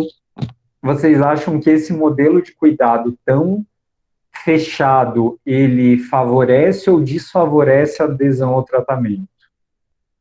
E daí hoje, quando a gente fala da possibilidade, e nunca como uma imposição, de um formato de cuidado mais flexível e que envolve a atenção primária, é justamente para garantir o tratamento de pessoas em situação de maior vulnerabilidade. Eu lembro, na minha unidade de saúde lá em Florianópolis, e não foi uma vez, né, de, por exemplo, chegar para uma gestante e perguntar, Fulana, por que você não fez os exames do pré-natal? Porque eu não tinha dinheiro para o ônibus. Né? Então, assim, limitação de transporte, né, para você ir em serviço especializado, para você ver a região norte, né, que às vezes o paciente leva uma semana para chegar num serviço especializado. Qual a viabilidade da pessoa manter tratamento num formato de cuidado tão centralizado. E daí, lógico que a gente precisa levar em conta sigilo, né? A gente tem pessoas que não vão querer tratar na atenção primária, porque a vizinha é agente comunitária, porque o técnico de enfermagem é conhecido da família, mas vários municípios, né, tem a possibilidade da pessoa escolher dentre 3 centros de saúde, então você não necessariamente precisa tratar na unidade básica do seu bairro, né, então você tem a opção de fazer esse tratamento em algum local mais próximo que não seja necessariamente no seu bairro, mas o que a gente coloca é que a ideia não é impor modelo nenhum, a gente quer ter muitas opções e que a pessoa escolha de acordo com a sua vida, o local que ela acha mais adequado para o seu cuidado. Para algumas pessoas, elas não vão ter opção de não tratar no posto de saúde do seu bairro. Que é isso, ela não tem dinheiro para pegar um ônibus para ir para um outro serviço, ela, sabe, eu acho que quando a gente fala no cuidado compartilhado, é justamente ampliar esses locais de oferta de cuidado, e assim, uma coisa que está muito clara é que manter o cuidado só na atenção especializada não funciona mais, porque a gente tem uma epidemiologia diferente, a gente vai ter, daqui a pouco tempo, 1 milhão de pessoas vivendo com HIV no nosso país, e o serviço especializado ele não dá conta de absorver essas 1 milhão de pessoas que vão precisar de tratamento de cuidado. E daí você tem distorções, né? Você encaminha um paciente que está estável, que é jovem, que não tem comorbidade, para a mesma fila de espera para um serviço que é especializado, que tem, enfim, uma expertise com relação ao manejo dos casos mais complexos, e daí você coloca essas 2 pessoas na mesma fila. E daí vou estar lá, né, como eu falei para vocês, locais que a pessoa tem que esperar 8 meses para conseguir a primeira consulta no serviço especializado para iniciar tarde. E daí você perde aquele paciente porque ele tinha uma co-infecção, ele tinha alguma condição imunológica mais grave, e aquele paciente não podia esperar 8 meses. E ele estava na mesma fila que um cara com CD4 de 600, sem comorbidade, saudável. Então, assim, o modelo centralizado, ele não funciona mais para o perfil epidemiológico que a gente tem hoje no Brasil. Ou a gente repensa e amplia esses locais de cuidado, ou a gente vai continuar perdendo pessoas para essa doença que tem, né, apesar de não ter cura, tem o potencial de ter uma vida normal, né, e eu acho que nesse sentido a atenção primária tem muito a contribuir.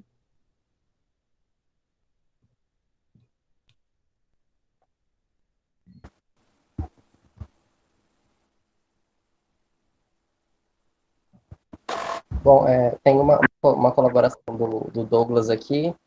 Eu vou pular ela para a pergunta da Josiane, Douglas, que aí depois eu já abro para você falar, que tem mais coisa para colaborar com a gente, né? E eu vou fazer a pergunta da Josiane, então, Josiane Oliveira. Ela fala que mesmo com a mudança da abordagem sobre HIV/AIDS dentro da saúde, acolhimento, foco em prevenção, existem profissionais que ainda carregam uma visão estigmatizada sobre, no qual se reflete diretamente no atendimento aos pacientes. Qual seria o caminho para mudar esse cenário, a fim de garantir uma abordagem humanizada, acessível e com práticas integrativas?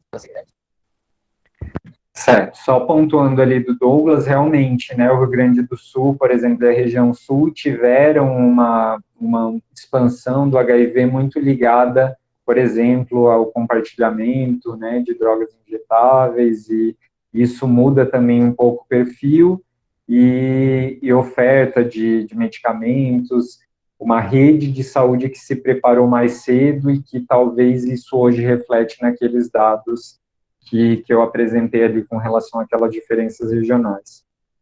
Josiane, com relação a isso, eu acho que é o ponto que a gente avançou tanto com relação à oferta de tratamento, melhor medicamento, esquemas de acompanhamento que permitem a pessoa ter uma condição de saúde muito, muito tranquila, né? As pessoas vivendo que têm essa adesão ao tratamento, elas possivelmente vão morrer de condições não associadas ao HIV, mas a gente avançou muito, muito pouco com relação a estigma e discriminação, né? Então, se a gente pensar no HIV do que era na década de 80, lógico que tiveram avanços, mas ainda é uma doença que é carregada de estigma e discriminação, e isso impede a gente de conseguir alcançar aquelas 135 mil pessoas sem diagnóstico. A gente, com essa condição, marginaliza a pessoa vivendo com HIV, a gente interfere na saúde mental dessas pessoas. Então, é um desafio que eu não tenho resposta, né? Eu acho que isso é um processo social e cultural que a gente está avançando muito devagar, né? Eu não sei o que pode ser feito de forma efetiva, mas eu acho que abordar a saúde sexual nas faculdades, né, nas universidades, nos cursos de saúde, é um caminho, né, porque somente falando sobre sexo e sexualidade que a gente vai rompendo algumas barreiras ligadas à discriminação, a ampliação de direitos das pessoas vivendo com HIV.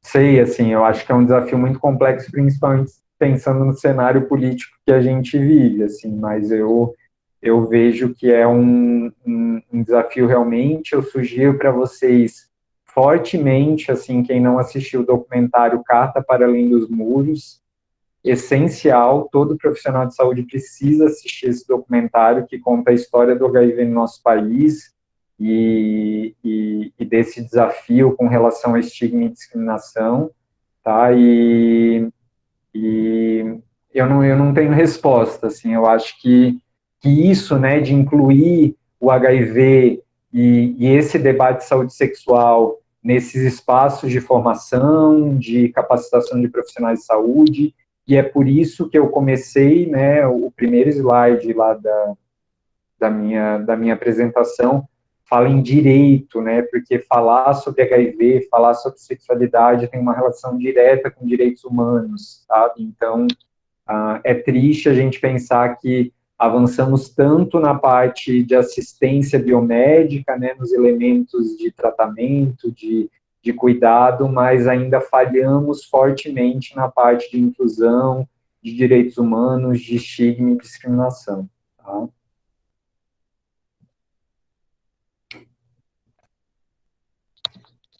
Obrigada, professor. Douglas, se tiver vontade, pode ligar o microfone e fazer a sua colaboração, por favor.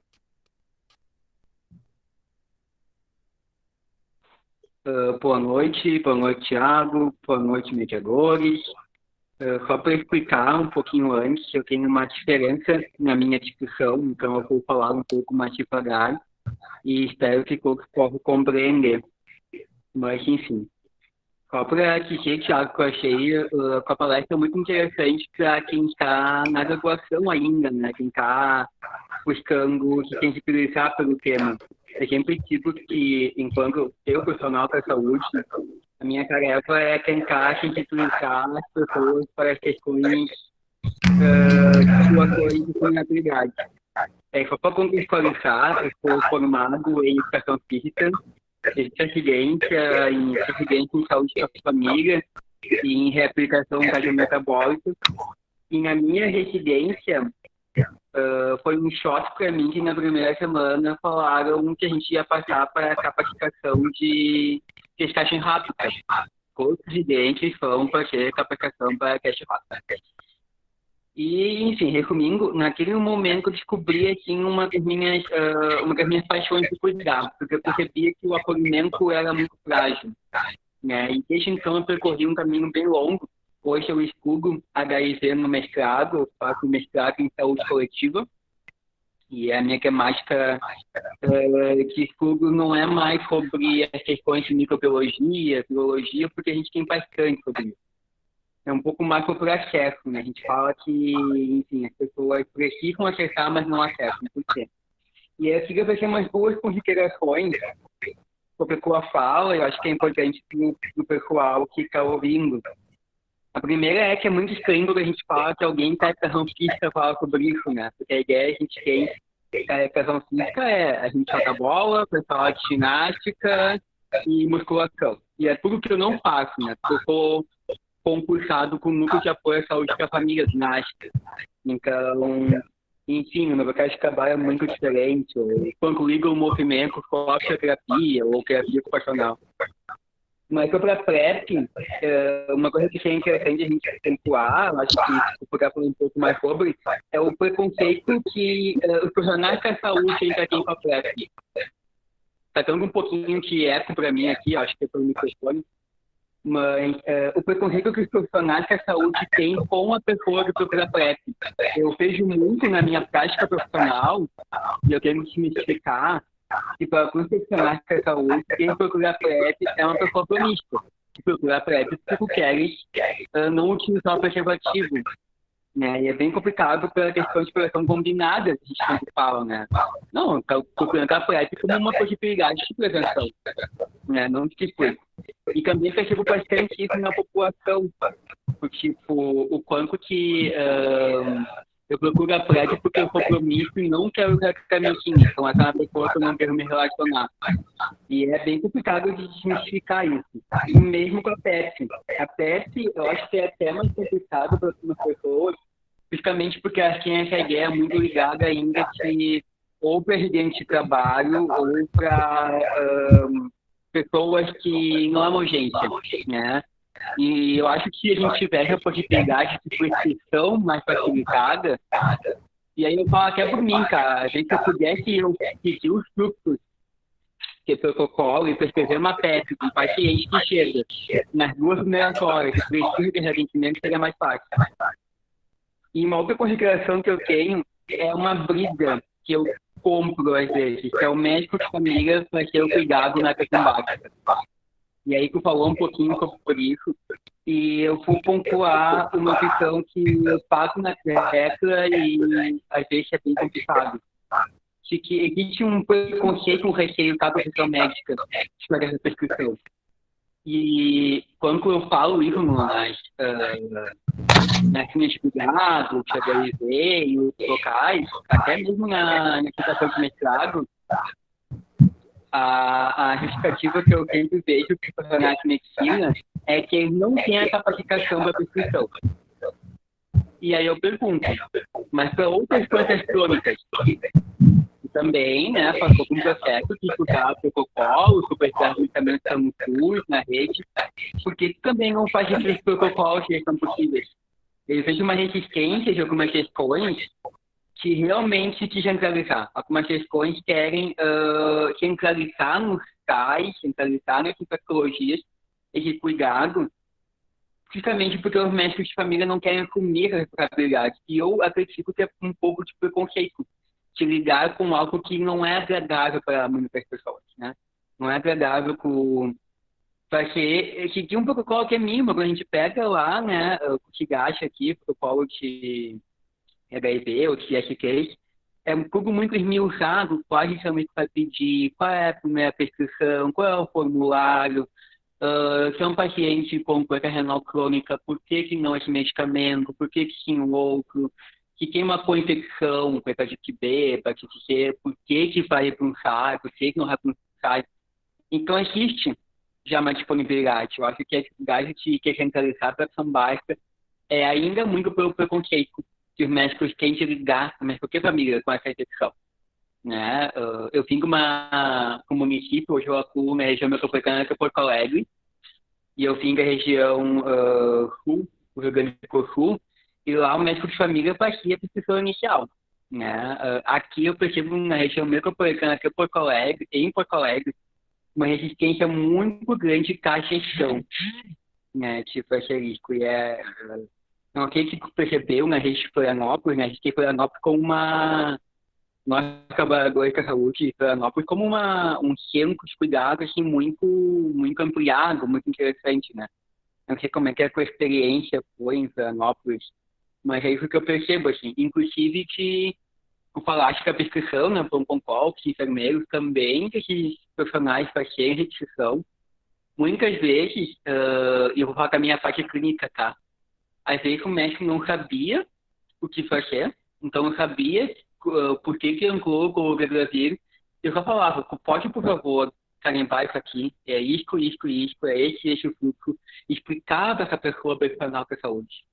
Porque eu via que naquele momento pessoas iam se perder na rede, não iam para o SAIS, não iam para o CTA, não iam para a psicologia. É bem difícil, assim, mas é algo que me toca muito quando o profissional da saúde, porque eu percebo um acolhimento, e hoje eu também atuo um pouquinho no site, com a minha cidade, eu trabalho, o quanto que é difícil, assim, então eu te parabenizo de novo pelo mini curso. Eu acho que a ideia é sensibilizar quem é graduando em enfermagem, medicina, outras profissões multi-eventos, para trabalhar com essa população e trabalhar numa visão ampla, né? Porque, enfim, HIV, ou a AIDS, né, a diferenciação que eu uso bastante também, é uma condição de saúde um pouco negligenciada, né? Como se fosse só tratamento medicamentoso e a gente tem uma série de possibilidades de prevenção, né?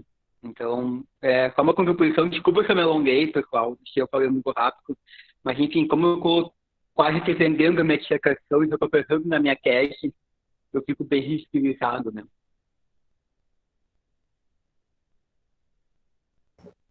Então, esse ponto de que a questão do HIV, né, não se restringe à assistência médica ou de enfermagem, isso é importante que foi pontuado, né, os profissionais de saúde têm cada um seu papel e várias questões têm intersecção com relação ao cuidado integral, mas, por exemplo, a própria questão de testagem rápida não se limita, né, a médico e enfermeiro, os outros profissionais podem identificar pacientes com exposição, com maior vulnerabilidade, isso pode ser ofertado.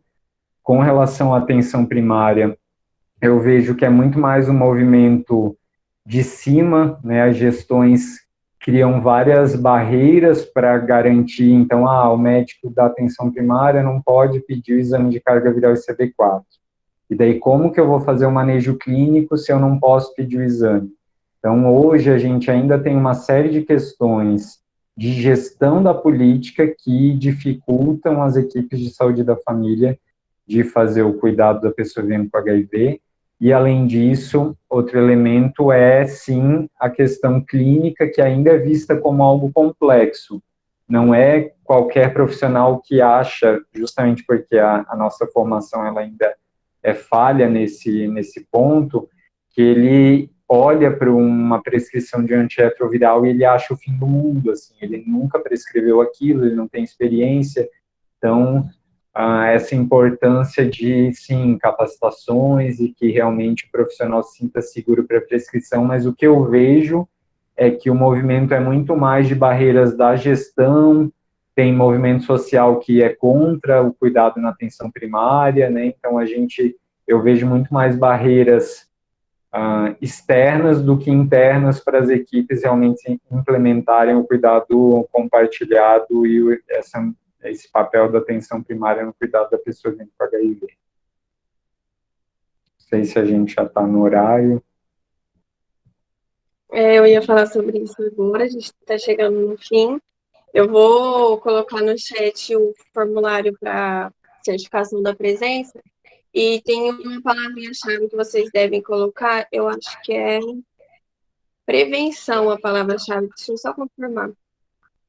Prevenção. Aí eu vou colocar tudo aqui no chat e vocês preenchem para confirmar a presença, tá? E no mais, eu acho que é isso, Thiago. Muito obrigada pela sua explicação, pela sua explanação. Foi muito bom estar aqui com você nesse período. Nós temos muito a agradecer. O pessoal está comentando que gostou bastante, foi muito esclarecedor. E eu agradeço de coração pela sua colaboração. Boa noite para vocês, então, que bom que gostaram esse feedback e tchau para vocês, boa noite. Tchau, próximo. Obrigado, boa noite.